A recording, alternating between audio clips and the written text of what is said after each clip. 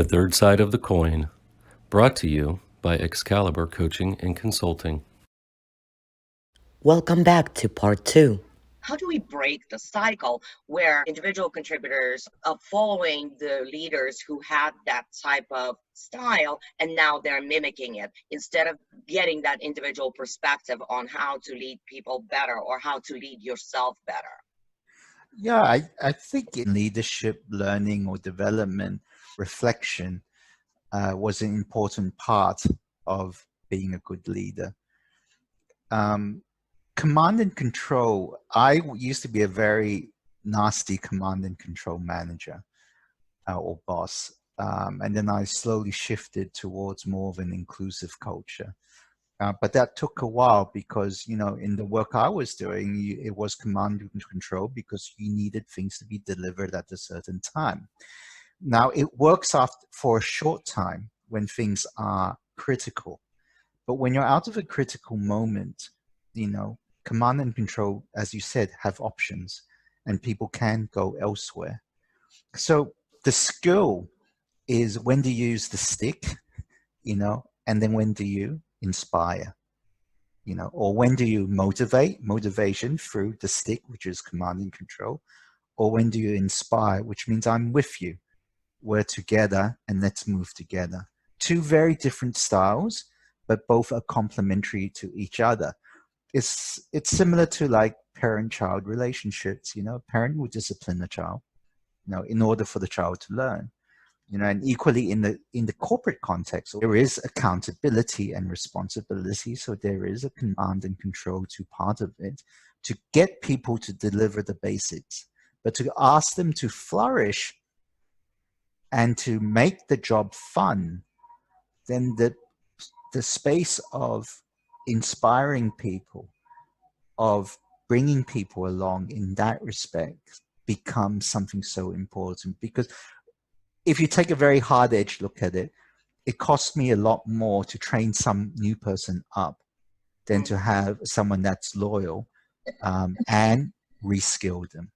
You know, it's two very different things and very different approach when you're employee and the employer and how you see it. I mean, at the end of the day, the two opposites that come together to collaborate or to integrate. Before it was structured like that, you know, and you were told what to do. Now it's now more of a mesh because of the digital economy we're in. So the self-awareness for leaders need to come from them themselves to recognize that vulnerability in them and just keep questioning it. What I mean by keep questioning is like, have I done my best? You know, was it inclusive? And how did that person feel? You know, if you make a person feel valued, they'll do a lot more for you than if you make the person feel small. Small meaning commanding control, because when you're commanding controlling someone, you make someone very small. If you make someone very small, that person will probably do less for you than someone who you encourage, who you mentor, who you inspire on a day-to-day basis, you know. But also you need to recognize where their skills and their potential may peak at, you know, and be as agile in your thinking to reposition them or to pivot with them, you know. When you start looking at this whole thing, it becomes a very interesting game on human behavior. I mean, game might be a game for most people. They feel that it's manipulative. But when I use the word game, I think of it when I was a child and I played the game.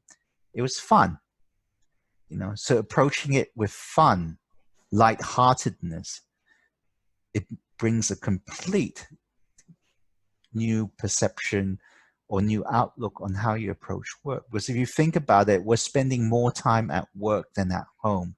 So where is your home? At work or at home?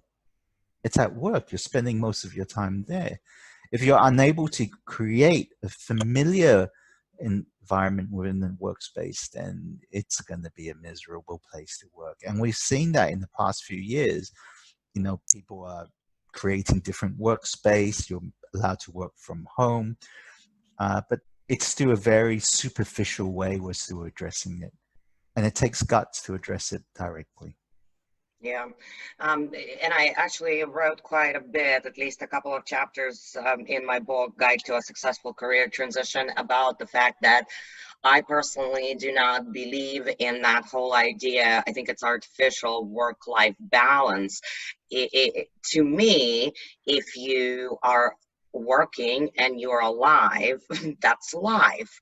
So when you come to work, you are living. And to say you need to balance your life with work, to me, it sounds absurd. I know this is not a popular opinion, but if I'm consciously existing and I'm performing certain tasks, I interact with people, whether it's customers or my bosses or my peers, I live life.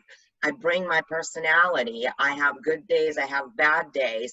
But ultimately, I think the leaders could impact, the state of our being, if you will. Have you ever had to perform a task because someone with authority mandated a certain action without any previous buy-in or explanation? How did it make you feel? It goes back to feeling miserable and not wanting to perform. People start feeling more anxiety, fear, and insecurity. Maybe, a person doesn't understand why they were told to do something. That plays a big role.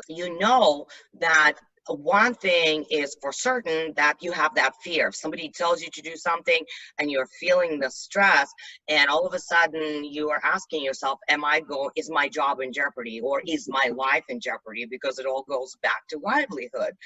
And so to me, I think what's been missing in a lot of organizations, and even being the leader myself, that perhaps I did not quite understand how my behaviors truly impacted the individuals. You remember, we've talked about the amygdala. When it's activated, you are either fighting or you are running away or avoiding something. Well, it's no different in the situation with the boss telling me that I needed to do something without truly connecting my skills or helping me understand what the end goal is.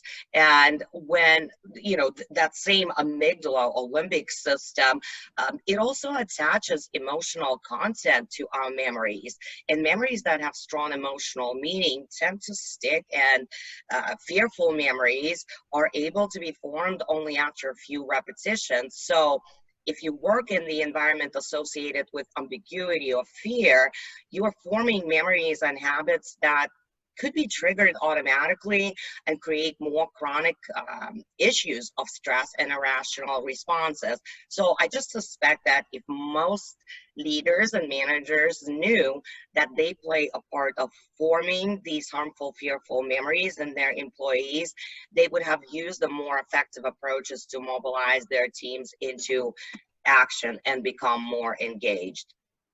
Yes, I think I totally agree with you, Alex. And Alex, you've always been at the next level leadership. When we talk about work-life balance, that's schoolboy leadership. If you work in a production factory that you're putting things together, yes, there's work-life balance because there's so many hours you can put in assembling something. But when you're working in the services industry or in the office environment, then I think it's more appropriate to call it work-life engagement. And you were talking about that already. At the end of the day, who shows up? It's still me that shows up to work. It's still me that shows up to back home. It's still me that shows up to social functions. So you're looking at work-life engagement. How do you engage it? How do you show up? It's showing up. As a leader, how you show up. And what do we mean by that? Because it's such a fuzzy term, is that what is it that when you are there with other people, how are you supporting them rather than how are you leading them? Because leading them, you're ahead of them. Sometimes you lose them. But when you're supporting them, you can lead from behind. Unless you're able to be in their position and to understand where they're coming from, then this whole concept of work-life balance will never take off. I've never seen it take off. So it's more about work-life engagement, regardless of where you sit in the position of an organization, from the most senior to the most junior, from the most complex to the most simple tasks. How you approach that task makes the whole difference, whether you approach it with complete dedication or you approach it with, you couldn't care less. So that goes all the way back to the impression that people have in their previous experience, and what I previously said, that we're spending more time at the workplace or in front of the monitor. The influence now becomes so much greater at the workplace on how everyone is turning out. Yeah. If we just forget the part work, the task that you're performing, being the person who actually pays attention of what it is that you're doing, how you're feeling, how you're presenting yourself to the world, it's quite important. So self-awareness is our power tool to create deeper connections with our teams, with our communities, and with our customers. And ultimately, we have to pay attention to every connection that we make.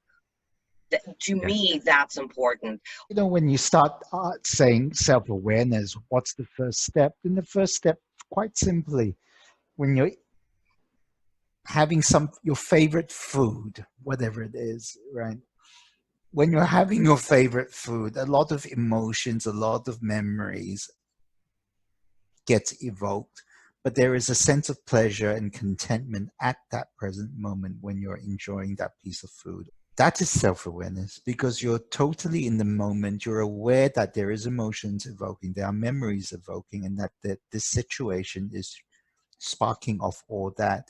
But you are there enjoying it, and you are there eating it or drinking it, right? Mm-hmm. Now, with the same feeling and with the same attention, now expand it to everything around you, step by step. That is an easy way to understand what self-awareness is. When you're driving a car, are you aware that you're driving a car? When you're on the freeway and it's a traffic jam? Yes.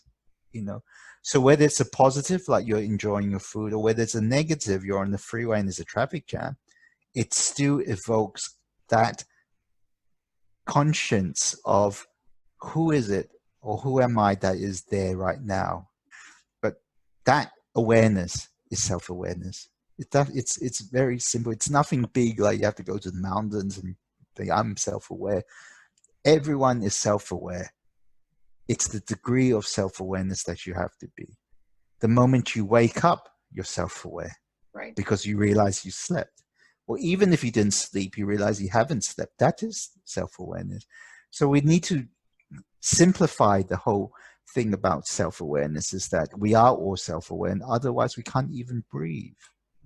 And I think suggesting this from the point of simplicity is what the leaders can do. So they can explain certain goals and mission simply, because sometimes we're probably overcomplicating life in general. And Tim, I wanted to thank you so much for being open and talking about bringing people along. We just need to continue working on ourselves and continue improving. But mainly what I'm taking from what you're telling me right now is pay attention to the present moment. Also pay attention to how the individuals are feeling. Is there something that we as leaders can do to help them feel better? Because they all come with the feelings, they all come with memories and experiences. So to me, I think that's super important. Yes, I mean, be aware of or sensitive to other people's feelings, but you cannot excuse people based on feelings from their responsibility. It's accountability and responsibility. Absolutely, that's important. Well, Tim, I know we came to the end of our time. I appreciate the discussion. I really look forward to our next episode. If you enjoyed our discussion, please like and comment below. To learn more about executive leadership and career coaching, resume writing, or organizational development services, go to excaliburcoaching.com or connect with us on LinkedIn.